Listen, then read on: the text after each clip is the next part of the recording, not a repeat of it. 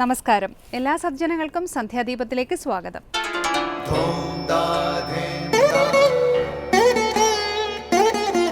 ശുഭം ഭവതു കല്യാണമായുസാരോഗ്യവർദ്ധനം സർവദുഃഖ വിനാശായ സന്ധ്യാദീപം നമോസ്തുതേ. നാമം ജപായനം പുണ്യം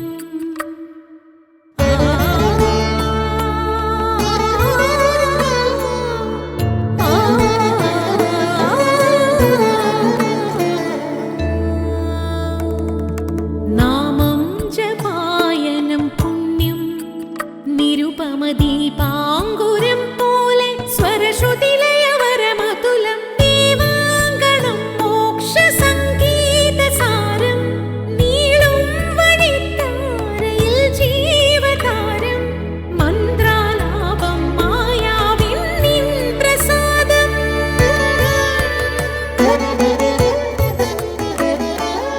ഇരുൾ നീങ്ങിയുണരുന്ന തെളിനാളദീപം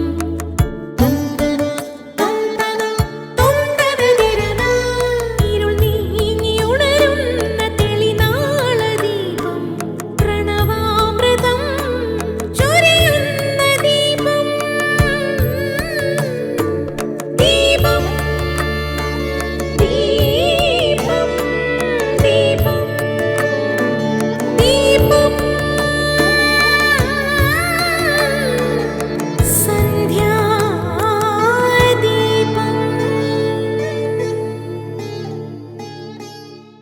ഭാരതത്തിൽ പേരിനോടൊപ്പം ശ്രീ എന്ന ഉപസർഗം നാം ചേർക്കാറുണ്ട്. ശ്രീ എന്നാൽ ഐശ്വര്യം എന്നാണ് അർത്ഥം. ഐശ്വര്യം എന്ന വാക്കിന് ആഴത്തിലുള്ള അർത്ഥം ഈശ്വരീയതയും ധാർമ്മികതയും എന്നാണ്. ഈ മൂല്യങ്ങൾ ഒരു വ്യക്തിക്ക് മാനവീയത നൽകുന്നു.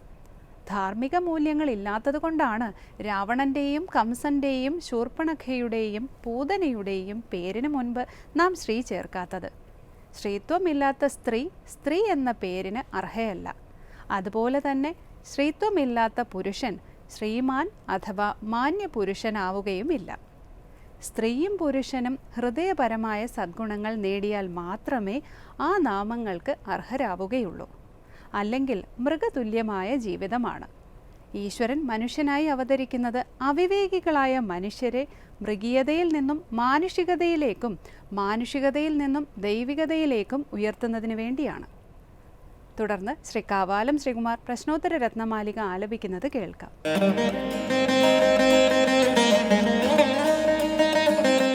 സംഭാവിതസ്യ മരണാത് അധികം കിം ദുർയശോർഭവതി സംഭാവിതസ്യ മരണാത് അധികം കിം ദുർയശോർഭവതി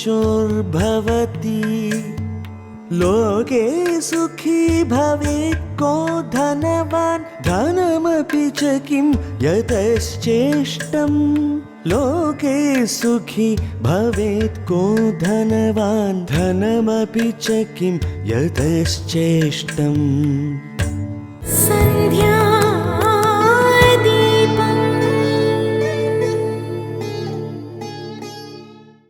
അടുത്തതായി ശങ്കര സ്തോത്രാമൃതം. മരണത്തേക്കാൾ ഭയാനകം എന്താണെന്നാണ് പ്രശ്നോത്തര രത്നമാലികയിലെ 45-ാം ശ്ലോകത്തിലെ ചോദ്യം. അതിനുത്തരം ആചാര്യൻ നൽകുന്നത് ധർമാനുസൃതമായി ജീവിതം നയിക്കുന്ന വ്യക്തികൾക്കുണ്ടാകുന്ന അപകീർത്തി എന്നാണ്. ഇതിനെക്കുറിച്ചാണ് ഇന്ന് ശങ്കര സ്തോത്രാമൃതത്തിൽ സ്വാമി ചിദാനന്ദപുരി വിവരിക്കുന്നത്.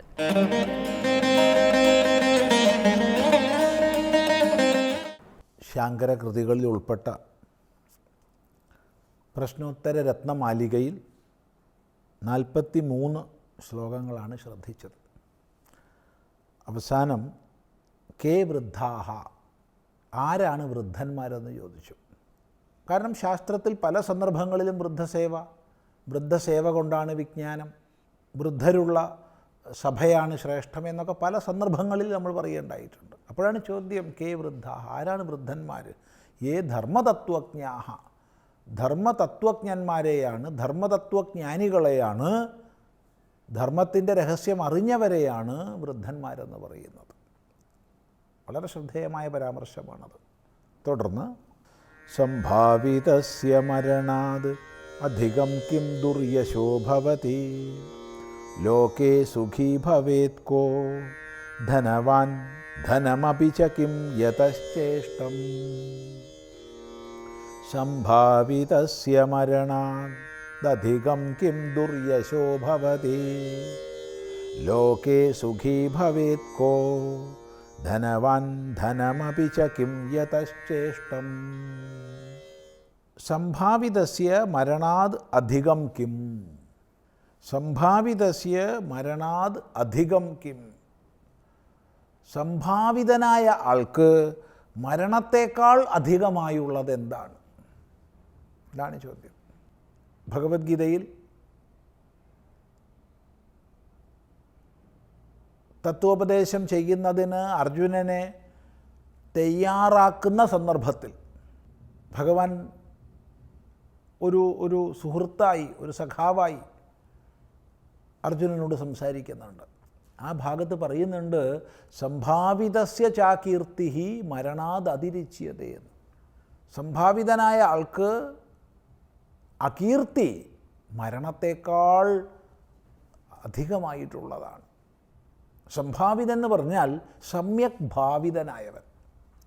നമ്മുടെ സമൂഹത്തിൽ വളരെ ആദരിക്കപ്പെടുന്ന ആൾ, പ്രശംസിക്കപ്പെടുന്ന ആൾ, വലിയ ആളാണ്, മഹാനാണ് എന്നീ വിധം സമൂഹത്തിൽ ബഹുജനങ്ങളാൽ അംഗീകരിക്കപ്പെട്ട, സമാരാധിക്കപ്പെടുന്ന ആളാണ് സംഭാവിതൻ. അങ്ങനെ സംഭാവിതനായ ഒരാൾക്ക് മരണത്തേക്കാൾ അധികമായത് എന്ത്? മരണം ഖേദകരമാണ്, ക്ലേശകരമാണ്. മരണത്തെക്കുറിച്ച് ഓർക്കുമ്പോൾ തന്നെ നമുക്ക് ഭയമാണ്, ദുഃഖമാണ്. അപ്പോൾ അതിനേക്കാൾ, മരണത്തേക്കാൾ അധികമായിട്ടുള്ള ക്ലേശം എന്താണ്? മറുപടി ദുർയശോ ഭവതി. ദുർയശസ്, യശസ് ദുഷിച്ചു പോവുക. അപ്പോൾ വളരെയധികം കീർത്തി ഉണ്ടായി, സത്കീർത്തി ഉണ്ടായി, യശസ് ഉണ്ടായി. ആ യശസ് ഇല്ലാതാവുകയാണ്, പേരുദോഷം വരികയാണ്, അകീർത്തി വരികയാണ്. ഒരു വ്യക്തിക്ക് സാമാന്യമായിട്ട് അകീർത്തി വരുന്ന പോലെയല്ല സംഭാവിതന്. അയാൾക്ക് സഹിക്കാൻ പറ്റില്ല. നല്ലത് മാത്രം സമൂഹത്തിൽ കേട്ട് ജീവിച്ച ഒരാൾക്ക്, എന്നല്ല അതിൽ സന്തോഷിക്കുന്ന ഒരാൾക്ക്, അല്ലെങ്കിൽ ദ്വന്ദ്വാതീതനായിരിക്കണം. ദ്വന്ദ്വാതീതനായൊരു മഹാത്മാവിനെ സംബന്ധിച്ച് കീർത്തി വന്നാലും കണക്കാണ്, അകീർത്തി വന്നാലും കണക്കാണ്. ഒന്നും അയാളെ ബാധിക്കുന്നില്ല. എന്നാൽ സാമാന്യമായി ധർമ്മമാർഗത്തിൽ ജീവിക്കുന്ന ഒരാൾക്ക്, തത്വജ്ഞാനിയല്ല, ധർമ്മമാർഗത്തിൽ ജീവിക്കുന്ന ഒരാൾക്ക്, അതും സംഭാവിതനാണെങ്കിൽ അകീർത്തി വരിക എന്നുള്ളത് മരണത്തേക്കാൾ കഷ്ടകരമാണ്. അതാണ് സംഭാവിതസ്യ മരണാത് അധികം ദുർയശഃ, ദുർയശസ്സാണ്. അപ്പോൾ അടുത്ത ചോദ്യം വന്നു, ലോകേ സുഖീ ഭവേത് കഃ. ലോകത്തിൽ ആരാണ് സുഖിയായിരിക്കുന്നത്? സുഖമുള്ളവനാരോ അവൻ സുഖി. അപ്പോൾ ലോകത്തിൽ ആരാണ് സുഖി? ഇതാണ് ചോദ്യം. മറുപടി ധനവാൻ. ധനവാനാണ് സുഖി. ധനവാൻ സുഖിയാണ്. ധനമുള്ളവൻ, സമ്പന്നൻ എപ്പോഴും സുഖിയായിട്ടായിരിക്കുന്നത്. ഇവിടെ സമ്പന്നൻ, ധനവാൻ എന്ന് പറയുമ്പോൾ പെട്ടെന്ന് തന്നെ ഒരുപാട് പണമുള്ള ആളെന്ന് അർത്ഥം എടുക്കരുത്. കുറേ പണമുണ്ടായി എന്നുള്ളത് കൊണ്ടൊന്നും ആർക്കും സുഖം ഉണ്ടാവാൻ പോകുന്നില്ല. അതുകൊണ്ട് തന്നെ ഈ ചോദ്യത്തിൻ്റെ ഉത്തരം പൂർണ്ണമാവണമെങ്കിൽ അടുത്ത ചോദ്യവും ഉത്തരവും നമ്മൾ പഠിക്കണം. അല്ലെങ്കിൽ ധനവാൻ സുഖിയായിരിക്കും എന്നുള്ള ഒറ്റ പരാമർശത്തിൽ ധനശബ്ദത്തിന് നമ്മൾ പണം എന്നൊക്കെ അർത്ഥമെടുക്കും. അരുത്. പണം വേണ്ടെന്നല്ല പറഞ്ഞത്. വ്യവഹാരങ്ങൾ സിദ്ധമാവണമെങ്കിൽ പണം നിർബന്ധമായി വേണം. പക്ഷേ അതുകൊണ്ട് മാത്രം സുഖിയാവില്ല. അപ്പം പിന്നെ എന്താണ് ധനം എന്ന് ചോദ്യം. നോക്കൂ, ധനമപി ച കിം. എന്താണ് ധനം? ധനം എന്നാൽ എന്താണ്? മറുപടി യതഃ ച ഇഷ്ടം. യതഃ ച ഇഷ്ടം. എവിടെ നിന്നാണോ ഇഷ്ടം പ്രാപിക്കുന്നത് അതാണ് ധനം. അപ്പം ഇഷ്ടമായത്, നമുക്ക് അനുകൂലമായത്, മനസ്സിന് സന്തോഷത്തെ ഉണ്ടാക്കുന്നത്, സമാധാനത്തെ ഉണ്ടാക്കുന്നത്, അതാണ് ഇഷ്ടം. അപ്പോൾ ഇഷ്ടത്തെ നൽകുന്നത് മാത്രമേ ധനമാകൂ. ഒരുപാട് കെട്ടിവെച്ച നോട്ടുകെട്ടുകൾ ഉള്ളത് കൊണ്ടോ ബാങ്ക് ബാലൻസ് ഉള്ളത് കൊണ്ടോ ഇഷ്ടം വന്നോളണമെന്നില്ല. അതുകൊണ്ട് അതല്ല ജീവിതത്തിൽ ധനം. ഈ പറഞ്ഞതുകൊണ്ട് അപ്രകാരമുള്ള പണം വേണ്ട ഡെപ്പോസിറ്റ് വേണ്ട, സമ്പത്ത് വേണ്ട, ഭൗതികമായ സമ്പത്ത് വേണ്ട എന്നൊന്നും പറഞ്ഞിട്ടില്ല. അതൊക്കെ ആവശ്യമാണ്. വ്യവഹാരസിദ്ധിക്ക് പണമിരിക്കട്ടെ, അനിവാര്യമാണ്. എന്നാൽ നമുക്ക് ജീവിതത്തിൽ ഇഷ്ടഫലത്തെ പ്രദാനം ചെയ്യുന്നതേ ധനമാകൂ. ഇഷ്ടമായി ഒന്നും അനുഭവിക്കാൻ കഴിയുന്നില്ല. അനിഷ്ടമായതൊക്കെ വന്നു ചേരുന്നു എങ്കിൽ അവന് നോട്ടുകെട്ടുകൾ ഉണ്ടായിട്ട് എന്ത് കാര്യം? അതെങ്ങനെ സമ്പത്തായി കൂട്ടാൻ പറ്റും? ചിന്തിക്കുക. അതുകൊണ്ട് യഥഹാച ഇഷ്ടം തത് ധനം.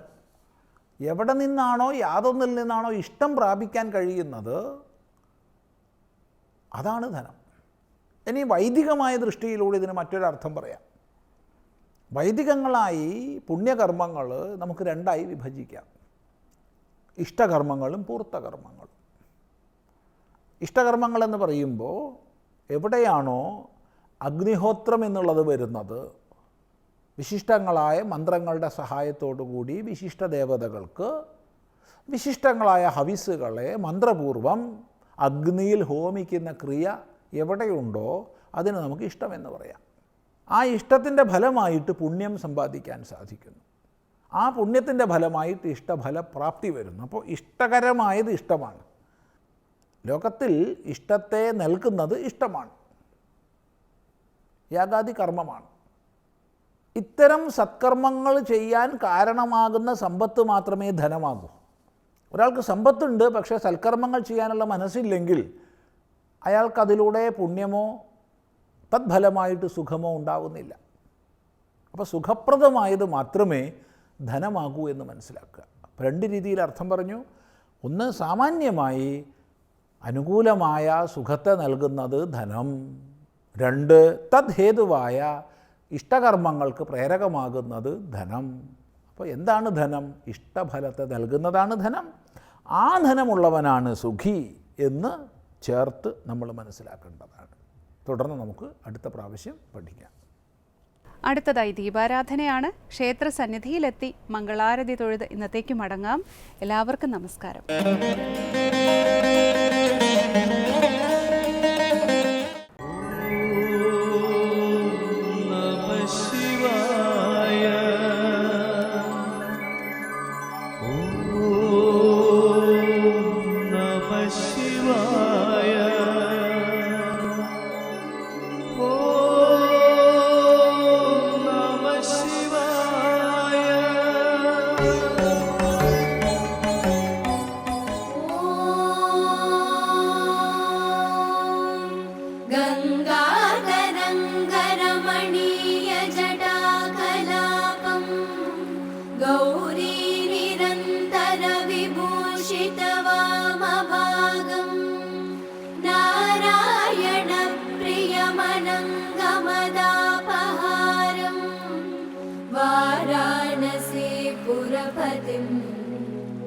भज विश्वनाथं